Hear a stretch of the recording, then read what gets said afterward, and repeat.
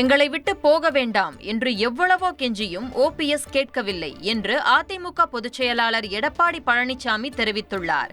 தேனி மாவட்டம் மதுராபுரியில் நடைபெற்ற ஜெயலலிதா பிறந்தநாள் விழா பொதுக்கூட்டத்தில் பேசிய அவர், பதவிக்காக எந்த எல்லைக்கும் செல்லக்கூடியவர் ஓபிஎஸ் என்று விமர்சித்தார். எப்போது பார்த்தாலும் சீனியர் என்று ஓபிஎஸ் சொல்கிறார். ஆனால் அவர் 2001 தான் எம்எல்ஏ. நான் 1989 ஆண்டிலேயே எம்எல்ஏ என்று கூறினார்.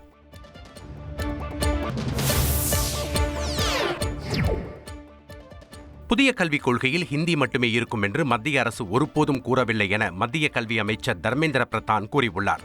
சிலரின் அரசியல் ஆதாயங்களுக்கு பதிலளிக்க விரும்பவில்லை என கூறியுள்ள அவர், புதிய கல்விக் கொள்கையில் அனைத்து மொழிகளுக்கும் சமமான முக்கியத்துவம் இருப்பதாக தெரிவித்தார். தமிழ்நாட்டில் அரசியல் காரணமாக சிலர் மட்டுமே புதிய கல்விக் கொள்கையை எதிர்ப்பதாகவும் அவர் தெரிவித்தார். செய்திகளை உடனுக்குடன் தெரிந்து கொள்ள உடனே சப்ஸ்கிரைப் பண்ணுங்க.